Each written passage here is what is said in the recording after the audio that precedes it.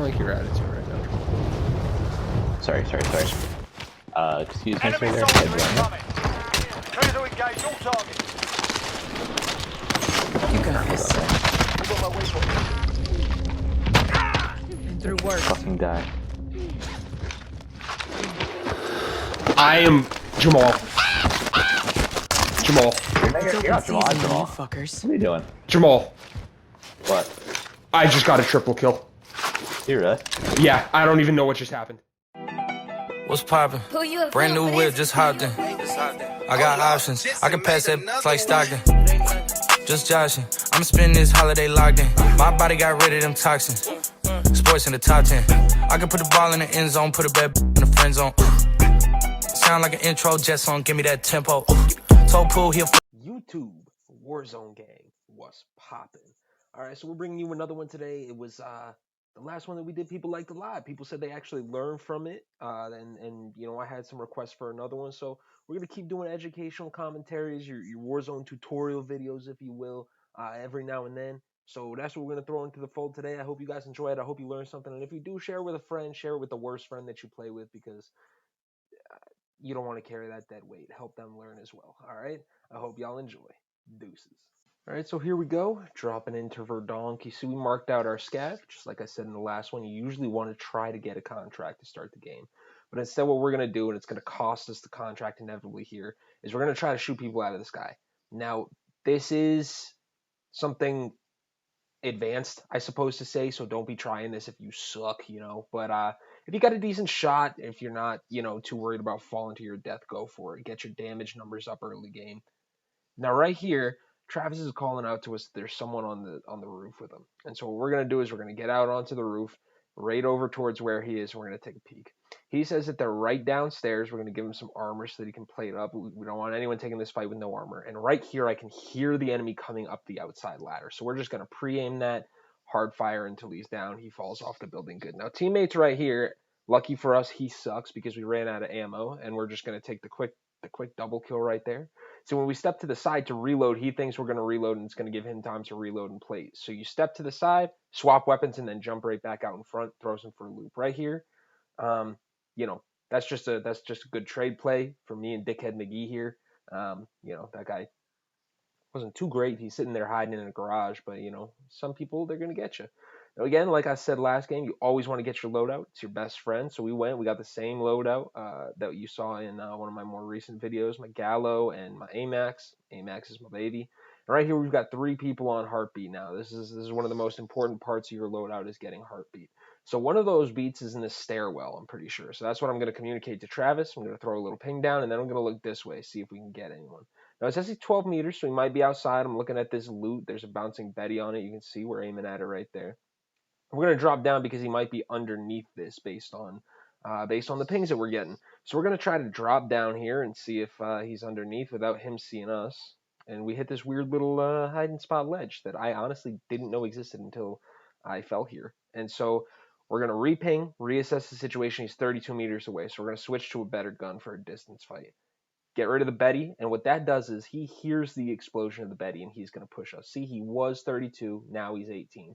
We're going to switch to the shotgun because we can hear him inside. We missed our shot because we suck. We turn around and finish. Well, not finish, but down.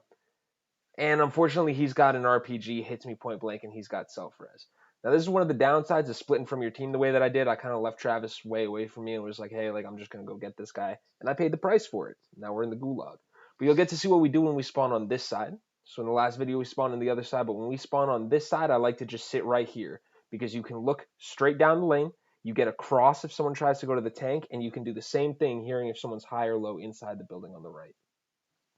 So now that we come back, we've got a couple options here. We can either get our ghost loadout, which is what we got right here, which also happens to have fully loaded, which is a Modern Warfare gun perk, weapon perk. And so we decided to get that because rather than pushing a team and hoping that they're not camping my loot and that I can just pick it up and kill them, I'm going to get ghost and ammo and have loadout guns before I even get into a situation where I would have to fight people. So now I've got the drop on them as opposed to me hoping that they don't have the drop on me. And again, we've got him on heartbeat. So we're going to go explore, see if we can see where he is. The heartbeat kind of told us he was outside, and you saw him peek out right there. So we're going to get shots. Unfortunately, he's got a riot shield on. Riot shields can be a little tough. Just a little tip for those of you who are inexperienced facing riot shields. If someone is not crouching, the riot shield does not cover their legs. So if you're facing someone and they have their riot shield out as their primary weapon, you want to shoot at their feet, and if you're behind them, you want to shoot at their butt and their feet as well. So right here we got his teammate on beat. We're going to put shots on him. Here's going to be a nice down. We've got the angle. And I can't get the finish. I don't want to push in because I know Riot Shield Buddy's there, so I'm going to throw a nade. And we see Riot Shield Buddy, and he's the guy that had the RPG, and you see he downs Travis. So I decided to do a little push, and what I can hear him doing right now is he's dropping a munitions box so that he can get more ammo. So we drop on him. He's got his Riot Shield out. And the reason I kept shooting right there after he threw the stun, when people throw stuns, they're doing it so that they can push you. And when you sprint with a riot shield, you pull it down to your side. So I'm going to pull out my guns, even though there's a stun that's coming for me, and I'm going to wait and try to shoot him when he pushes me. Ignore Dickhead McGee dying right here. Someone did something that you should do when you kill someone. If they have claymores, put it on their loot. That way if they come back and try to get it, they die. It's that simple.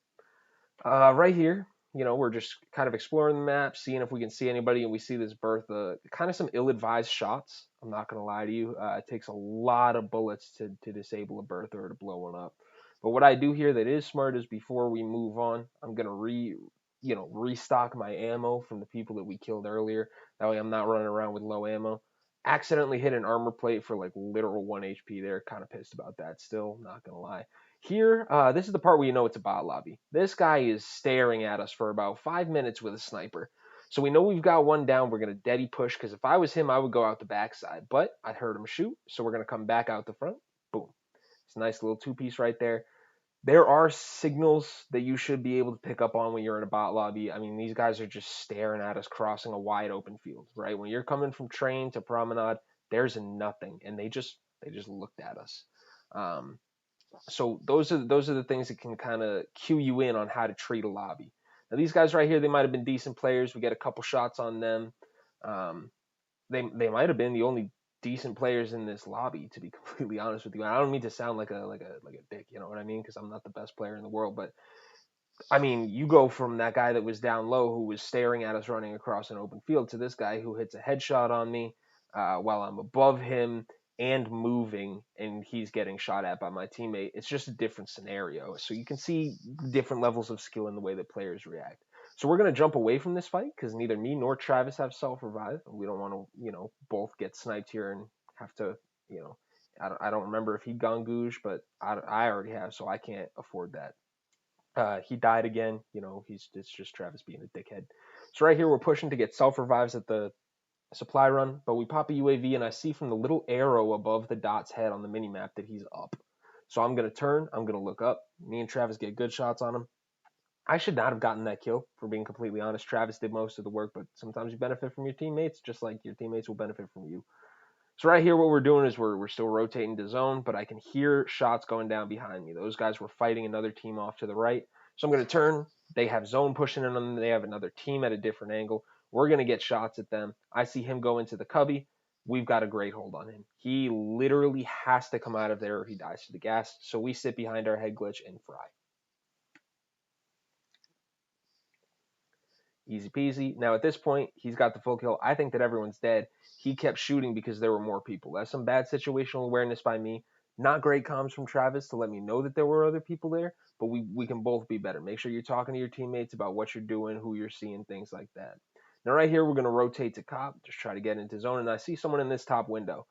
This is another signal right there that this is not the lobby. This lobby doesn't have it. I mean, this guy's staring at us running across an open field. There's nothing we can hide behind except for little rocks, and doesn't take a shot. He just kind of sits there and looks at me and gets fried. Now Travis gets one of them down, so I'm going to push in, and they're instantly going to be into this room on the right. And I shot down at the guy that was on the ground there because of aim assist. It kind of pulled me down when I jumped into the room. But your first instinct, I mean, I know I sound like a Born Identity kind of guy here, but check your corners when you get into a room like that if you're fighting a team. No one's going to stand in the middle of the room and wait for you to come in. They're going to hide in the corner so they can get the best angle possible. Now, I heard this guy land in. I heard heartbeat him coming up the stairs, and I can hear him coming up, so we're going to get easy kill right there. We're up at 12 on the lobby. so not too bad. This game isn't too shabby. And right here is where you're gonna see it all go downhill. We got to rotate to zone from cop, so we head over towards fire, and I hear him break glass up to the right. So I turn and I start shooting, but I can't see him, so I just kind of shoot where I think he's gonna be. He ends up frying me, and Travis as well. There's not much you can do about these things sometimes, except for maybe not run down the middle of an open street like that. I could have hugged the wall. I could have cut it down the hill and back up to fire. There's a lot of different things that you can do to put yourself in a better situation. But either way, that was still a really good game. I hope you guys learned something.